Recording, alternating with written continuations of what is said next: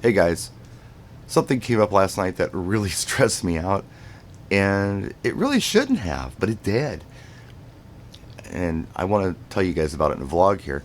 I was talking to my wedding client for this coming Saturday, trying to finalize their timeline. I was on my phone. I do most of my business on my phone, either calling or text. Had them on speakerphone, bride and groom, and I normally like to finalize timelines like well before the week of. But there were some ideas I threw at them last week when we were working on their timeline. They needed some time to think about them, and we were putting it all together finally last night. And by the way, they took all of my suggestions. They liked the ideas. They just wanted to bounce them off family members, but they liked them. So we're finalizing that timeline, and they had a document they needed me to look at that they had sent me an email about. And again, I do most of my business on my phone. So I jump into my email while I'm on conference with them, and I find it and I look at it, but I also see this other email pop up about a wedding. I'm like, what is this? So I click on it, and it's someone saying, hey, I just want to make sure we're all good for the date. I've lost your phone number, so could you call me? And while I'm on the phone conference with my client for this weekend, I quick pounded out an email reply to this one saying, hey, sorry, I'm really busy right now, but here's my phone number. Feel free to text me anytime. Sent the email, finished up with this client, and as soon as I did, I got a text message, and I looked at it, and it was a client saying, hey, just making sure we're all good for the wedding coming up next month. Want to get together with you this week if possible, which is early, but I'm trying to be accommodating with them, right? So, okay, well, I guess they lost my number, and it was these gentlemen who were getting married in early October. So I work out a date that works for them, which is this week. It's one little, I guess, thing they had in their books where they could actually squeeze me in. I'm able to accommodate them. This is a back and forth a little bit. And there's text messages going back and forth. And this is right before my broadcast with Howie. I'm working on all this stuff. It's like, oh, it's weird that they lost my number. And then this other text comes through. And, before I go any further, I just want to show you something. If you look at this right here, I don't know if you can see it or not, but when I have a client contact where they've confirmed and booked an event with me, I put in their name and their date. So when they call me or they text me, I know exactly who it is and what's going on. I know their name and I know the date of their event. Month, day, year, name. You can see it right there.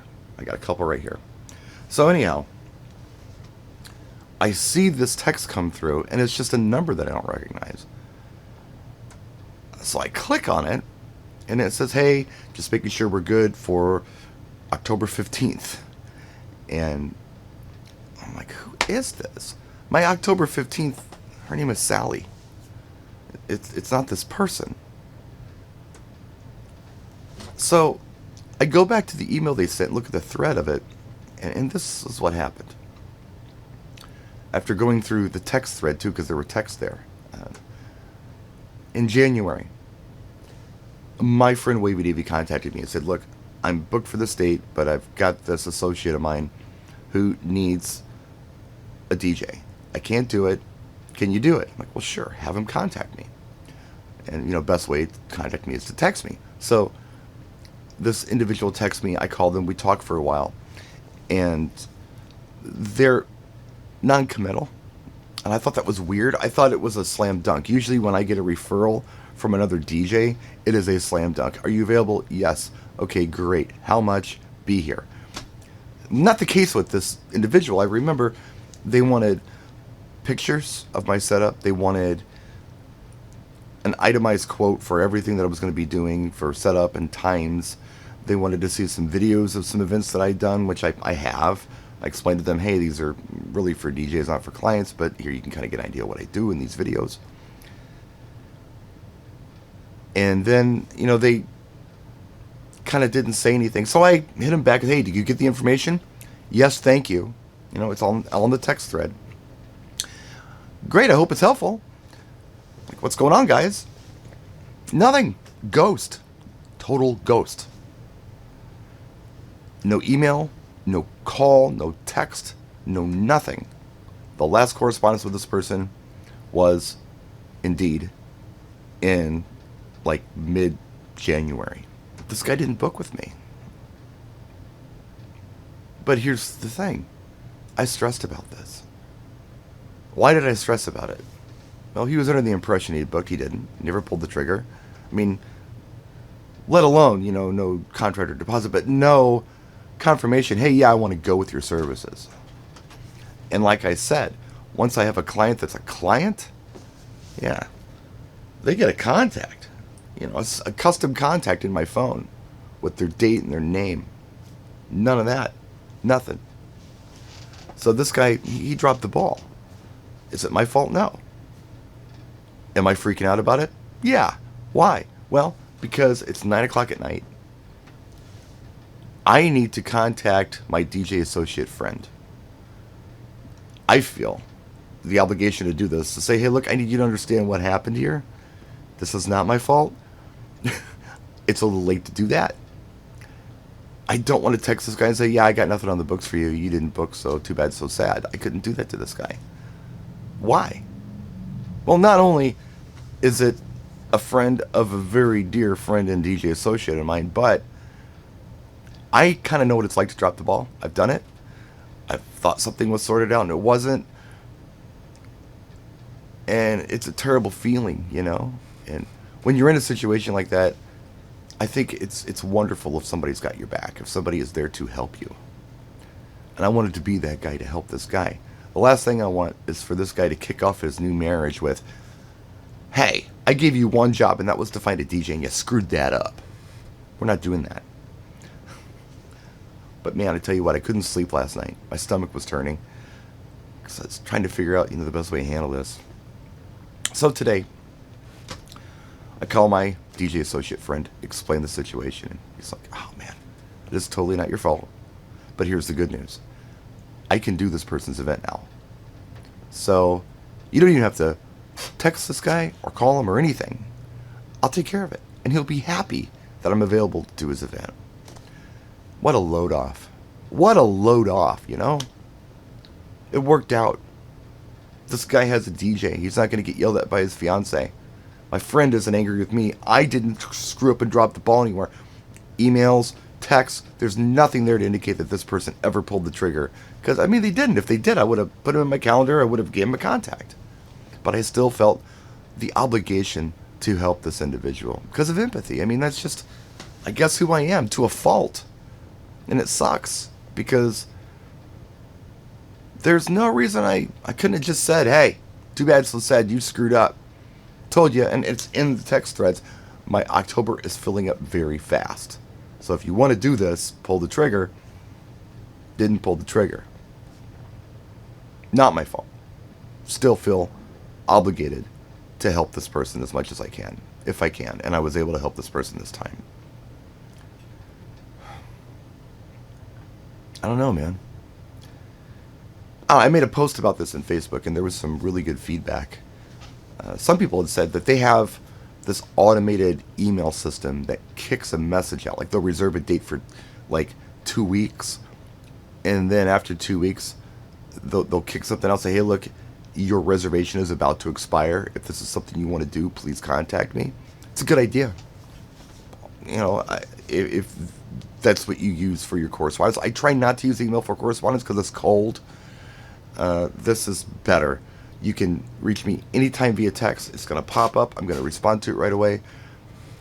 My email is like a wasteland of spam and junk and stuff I got to weed through and stuff I miss and stuff that goes to the wrong folder.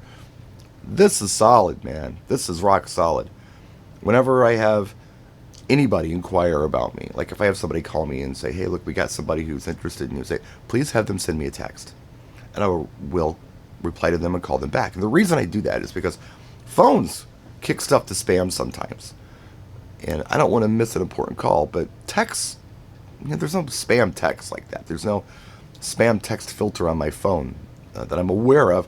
I always get the text messages. And from there, I can punch them as a contact.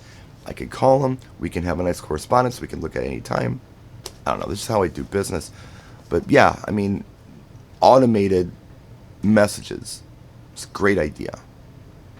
It's a really good idea. And I don't know. Like I said, I prefer text, but if you're using email, that's a really good idea to avoid this in the future. Because I'm sure that this has happened to some of you before, where a client, gets this quote, and they think that the quote is glue, and it's like totally not. It's you need to do other things to confirm that you indeed want to pull the trigger on the date. Most people are doing contracts and deposits. These are glue on the date, but not even yeah, I'm going to go with you confirmation. In fact, radio silence until yesterday, and text and email with this guy. Now I understand this guy didn't have my number, but he obviously had my email address because he emailed me. There was nothing there. I don't know. I'm glad it worked out, though. I'm really glad it worked out for him. And I'm disappointed in myself for having the kind of stress that I have about this kind of stuff. Because I totally shouldn't. It is not my fault. And the other thing I will say is that, I was dealing with my Saturday client. I was dealing with this client who I'm going to be, DJing their wedding either later next month or earlier the following month. I can usually do one thing at a time really well, post-stroke. If you throw a second thing at me, I can usually handle it. A third thing, all bets are off. I stress out when I have to do like 3 things at once. To try to talk to 3 different people at once about events is not one of my superpowers. I won't do it well. I know some of you have multi-ops and you're talking to 17 people a day. Good for you. I can't do it. I want to give it a more personal touch. And I'm not able to do that if I'm dividing my attention amongst 3 different things. So that certainly didn't help, because I was already thinking about 2 other things when this came up, but this really took over. Anyway, just a vlog. That's all. And this is the 2nd time I've shot it. I shot it earlier. I've probably left some things out, but I added some things I wanted to add just in the timeline for it to make more sense to some of you. And I'll hopefully do more videos later on this week. My week's getting really busy really fast with clients and stuff. But yeah, hopefully I'll get some more videos out soon. And I want to allocate some time for my son-in-law. He's off this week, and we wanted to maybe have some shop time. Hopefully we'll be able to squeeze that in, so maybe I'll get a Mustang video out or 2. I got some cool stuff to show any of you who care about that kind of stuff. Got a new piece, and it's really cool. Neither here nor there. Thank you for watching. And let me know what you think of all of this in the comment section. When someone thinks they've booked you and hasn't, and contacts you and says, hey, are we all set for the date? Do you just say no, too bad, so sad? Your lack of attention is not my problem, or whatever that quote is. Or do you try to help them solve the problem? Oh my gosh. This is what happened, but let's see what we can do for you. And if it's a situation where it's an email or a text, do you try to come up with a solution for the problem before you even contact them? That was my thought. To have a solution before I even contacted this guy, because I didn't want to stress him. I wanted to say, hey, look, this isn't going to work, but here's a solution for you. I like to come up with solutions for problems, even if they're not my problem or my fault. That's it. I appreciate you guys so much for watching. We'll see you next time. Practice and enjoy.